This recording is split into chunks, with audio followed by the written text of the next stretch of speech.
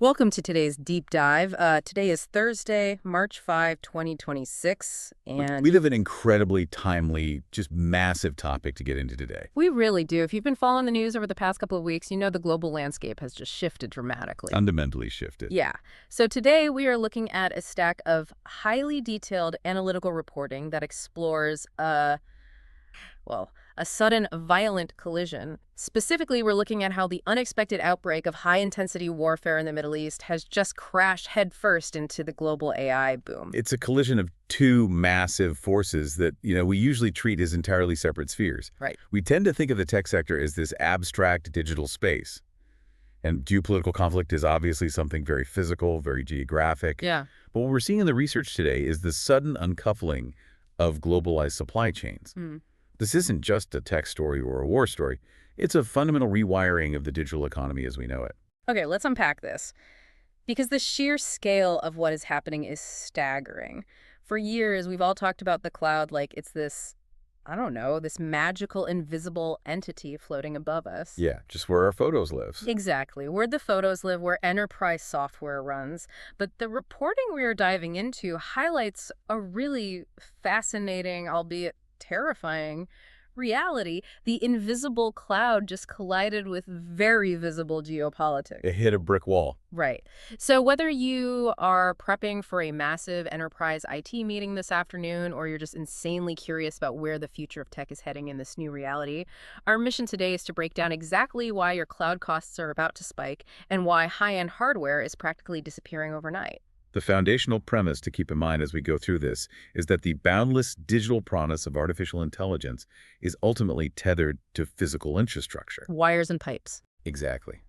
AI requires massive buildings, enormous amounts of water, millions of miles of cables, and just an unbelievable amount of electricity. And right now, all of that physical infrastructure is under unprecedented threat. Let's start with the catalyst for all of this. To understand the technology impact, we have to look at the geopolitical spark from late February 2026. And just to be clear for the listener, we are looking at this strictly from an analytical standpoint based on the source material. We're just reporting the events. Absolutely. Totally neutral here, just looking at the facts on the ground. So the United States launched Operation Epic Fury, and alongside it, Israel launched Operation Roaring Lion. Both of these military operations were targeted directly at Iranian infrastructure. And the immediate secondary effect of those military operations hit a massive global artery. We saw the effective paralysis of the Strait of Hormuz. Which is huge. It is. For context, that is a maritime choke point that handles 20% of the world's seaborne oil.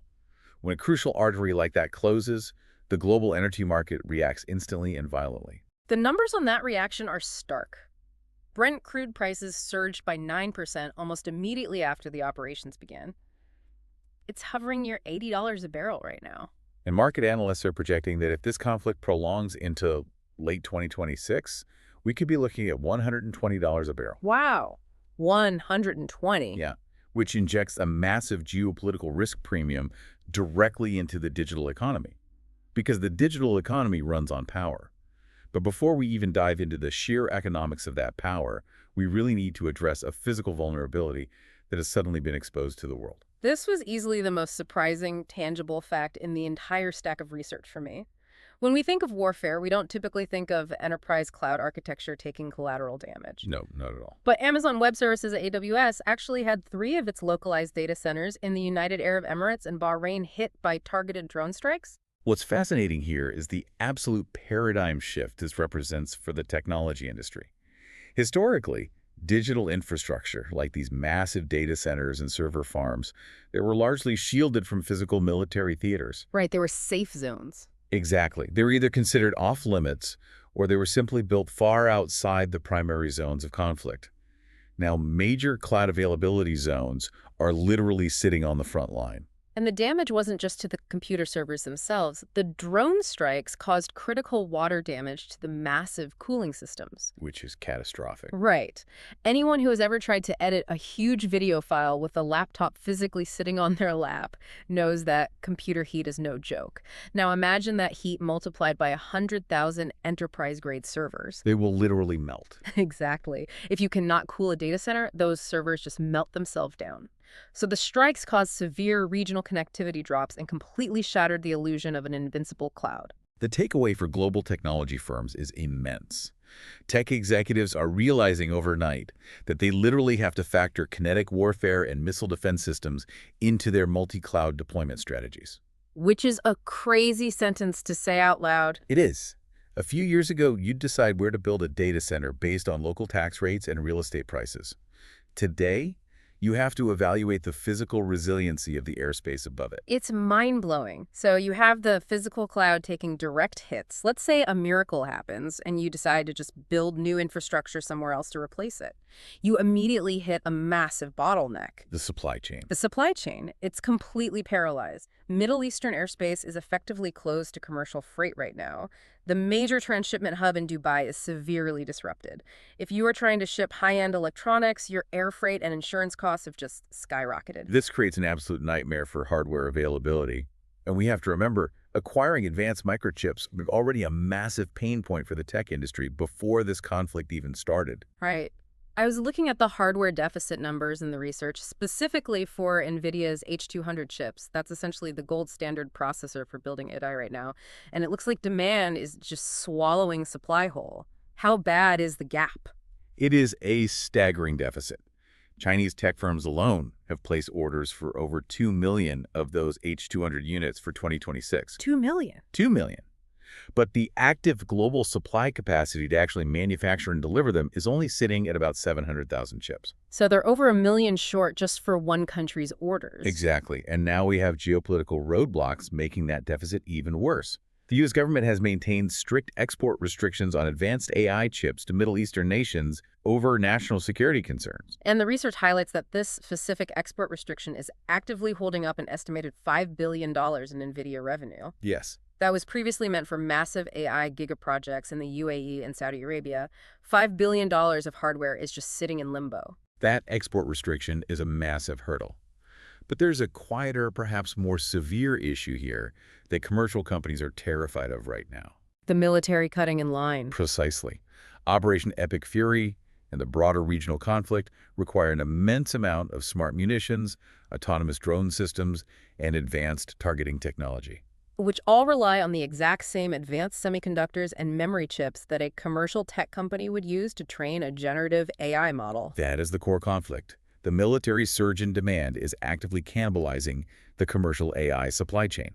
When a state intervenes in a crisis, it is naturally going to prioritize national security and defense manufacturing over a corporation trying to roll out a new software tool. Obviously. Right. So if you are an enterprise client waiting on a massive hardware deployment to upgrade your systems, you are now facing shrinking inventory and prolonged indefinite delays.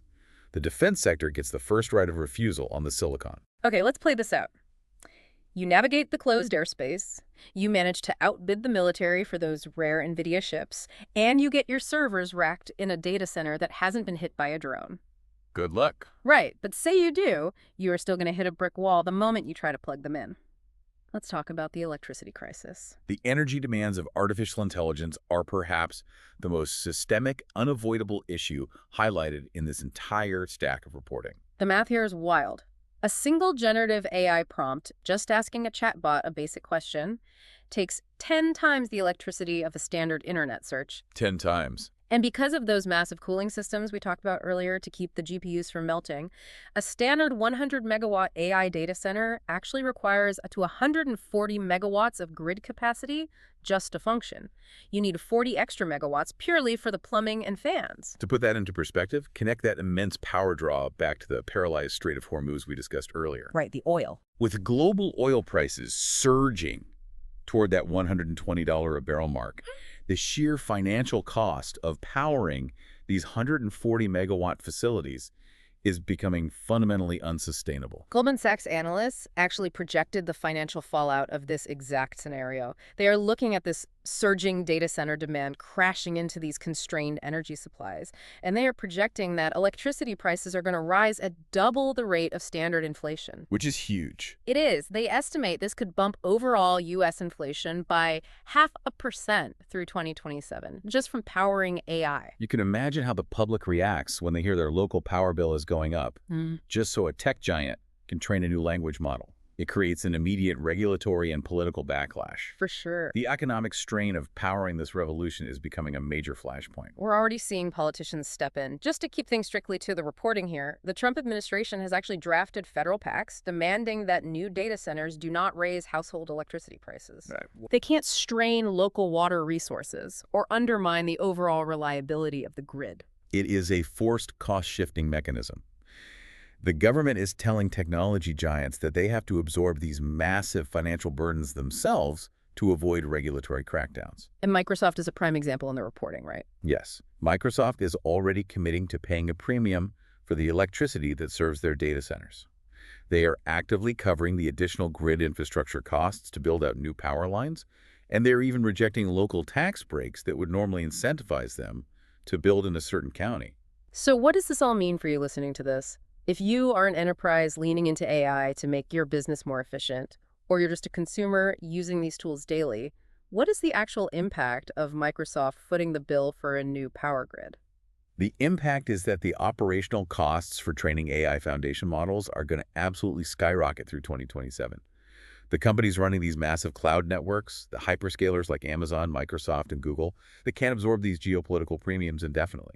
They're going to pass it on. They're going to pass those costs down to you.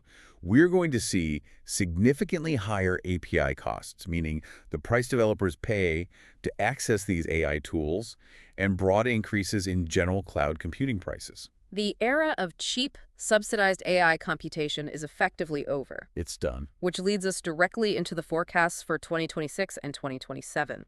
The reporting paints a picture of a violent market bifurcation if this war prolongs. The industry is going to split in two very different directions. On the commercial side, we're looking at severe stagnation. Think about the smaller AI developers and startups. Tighter capital environments combined with that $120 plus oil reality means the elevated infrastructure costs are going to price them out of the market entirely. They just can't afford the power bill. They simply will not have the runway to afford the computing power needed to compete. And for the massive global enterprises that actually have the budget, they are going to apply brutal return on investment scrutiny to their IT spending. The blank check era is over. Exactly. The days of throwing millions of dollars at experimental AI projects just to see what happens are over. They're going to delay ambitious generative AI integrations because the inference costs are just too high. Right. Just to clarify for anyone taking notes, when we say inference costs, we mean the day-to-day cost of actually using the AI to generate answers or process data, right? Not just the upfront cost of building it. That is correct. Building a model is incredibly expensive, but running it every single day for millions of users requires a continuous, massive supply of electricity and processing power. When electricity prices spike, those daily inference costs become completely unmanageable for a standard enterprise budget. But while the commercial sector stalls out, the defense sector is experiencing rapid acceleration. Massive acceleration. Unprecedented capital inflows are pouring into military AI applications. The research specifically highlights agentic AI. For those unfamiliar, agentic AI refers to systems that don't just answer questions, but can take independent actions to achieve a goal. In a military context, this is being used for autonomous drone swarm coordination, where dozens of drones talk to each other and adapt on the fly. We are also seeing massive funding for advanced computer vision models used for target identification. That is where the hardware and the money are flowing right now. The shift in capital is profound, but there's another major consequence of those initial data center attacks. Here's where it gets really interesting. Because of those AWS drone strikes in the UAE, nations are panicking. The physical vulnerability of the cloud has been broadcast to the world, so we are seeing the massive acceleration of what the reports call sovereign AI. Sovereign AI is the realization at a governmental level that a nation simply cannot rely on a globalized, physically vulnerable cloud for its critical technological infrastructure. Nations are now racing to build localized, completely air-gapped data centers. Let's expand on that term, air-gapped. That means these data centers are entirely disconnected from the public internet, right? Yes, they are physically and digitally isolated, no outside connections. Furthermore, these facilities are heavily defended. By the military. By the military. Governments want technological autonomy securely within their own borders, protected by their own defense systems.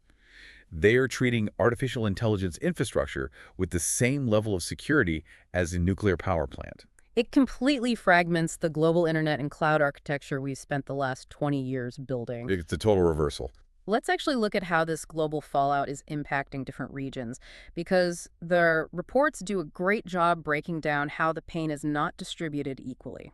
Let's do a rapid trade-off here. Sounds good. The compound pressures of this conflict, the military strikes, the supply chain collapse, the energy spikes, are creating very distinct, localized crises depending on a region's existing grid infrastructure and their geopolitical alignment. Let's start with the epicenter, the Middle East. This is where the localized AI bubble is violently bursting. Right. Between 2023 and 2025, the region secured over $40 billion in hyperscaler commitments. The UAE alone had a $44 billion data center investment pipeline designed to make them a global hub for artificial intelligence. Those ambitions are hitting a wall. With direct kinetic strikes damaging existing facilities and the strict U.S. hardware embargoes preventing the acquisition of new chips, those multi-year megaprojects risk becoming entirely stranded assets. Just empty buildings. Empty buildings waiting for chips that cannot legally be imported, sitting in airspace that commercial partners are terrified of. The Gulf states are experiencing acute, immediate devastation to their technology trajectory. Then you look at Europe, which is facing a massive regulatory and energy crunch. Europe's primary weakness here is its extreme vulnerability to imported energy shocks. When the Strait of Hormuz closed, European electricity prices soared. And this is happening precisely as the European Union's data center power demand is projected to jump 64% over the next 5 years. The numbers in Ireland are particularly wild. Data centers there are expected to use 32% of all available electricity by the end of 2026. 32%. Almost a third of an entire country's power grid is just going to server farms. Rather than attempting the near impossible task of just endlessly expanding the grid to meet that demand, European governments are responding with aggressive taxation and regulation. Like Finland. Finland is a perfect example. They are implementing a 45-fold increase in their electricity excise tax, specifically for data centers, effective in July 2026. Think about what that practically means for a company. If you are an AI startup based in Helsinki and your computing costs were already your biggest expense, a 45-fold tax increase on the power your servers use completely destroys your financial runway. It makes Europe an incredibly hostile environment for new commercial AI training. Meanwhile, over in North America, the dynamic is different. Geographically, the infrastructure is safe from the physical bombs, but the market is absolutely bearing the financial brunt of the global disruption. Right, we are dealing with wholesale electricity inflation and the regulatory backlash we discussed earlier. The U.S. grid is strained by immense AI demand, and those federal mandates forcing the big tech companies to absorb infrastructure costs directly compress their profit margins. That guarantees those cloud price hikes for tenants. Absolutely. And finally, the Asia-Pacific region. They are choking on logistics bottlenecks. Because airlines have to reroute flights away from the Middle East entirely, the cost of shipping high-end electronics and semiconductors out of manufacturing hubs in Taiwan and South Korea is heavily inflated. And it is not just the shipping routes. Southeast Asian manufacturing hubs, like those in Thailand and the Philippines, are highly dependent on Middle Eastern crude oil to run their actual factories. Exactly. These high energy costs are eroding their competitive advantages on the global stage. It causes domestic inflation, which completely stalls their own regional digital transformation efforts. They simply do not have the capital to invest in upgrading their systems with AI when it costs a fortune just to keep the factory lights on. If we connect this to the bigger picture, the entire narrative of the technology sector over the last decade has been about the weightless, frictionless digital economy. Software scales infinitely. The cloud is everywhere all at once. But it's not. No. This research forces us to confront a very sobering reality. The boundless promise of artificial intelligence is entirely beholden to incredibly fragile, physical realities. The physical world always wins. It does. We are talking about the security of shipping lanes, the integrity of water cooling pipes, the daily fluctuations of oil prices, and the brutal, unpredictable realities of kinetic geopolitics. The cloud is only as strong as the physical ground it is built on. What stands out to you in all of this? I really encourage you to take a moment today and reevaluate how your own company or the specific field you work in might be relying on a cloud infrastructure that is suddenly much more expensive, vastly more delayed, and significantly more vulnerable than anyone assumed just a few weeks ago. It demands a total reassessment of enterprise risk. The underlying assumption of endless, cheap, Constantly available computing power is no longer valid. Organizations have to plan for a world where digital resources are scarce and highly contested. Which leads me to a final, slightly provocative thought I want to leave you with today. We have spent this entire deep dive looking at how these massive, centralized mega data centers are becoming active military targets and how they are consuming completely unsustainable amounts of $120 a barrel oil. Right. Based on the vulnerabilities exposed in these reports, could this geopolitical crisis accidentally force the death of the mega cloud entirely? That is the question. Are we about to see a massive panicked pivot back to edge computing, where the future of AI doesn't live in a giant vulnerable warehouse in the desert, but actually has to live directly on your phone and local devices just to avoid being in the crosshairs of a drone strike? When extreme centralization becomes a physical and economic liability, radical decentralization becomes a survival imperative. It is a profound shift to consider. It changes absolutely everything about how we build and deploy technology moving forward. Thank you so much for joining us for this deep dive today. We love tackling these complex, rapidly shifting topics with you. Taking a stack of dense reports and finding the real-world impact, well, the joy of learning and staying ahead of the curve together, that is exactly what this is all about. We will be back soon to unpack the next big shift. But until then, keep questioning the infrastructure around you.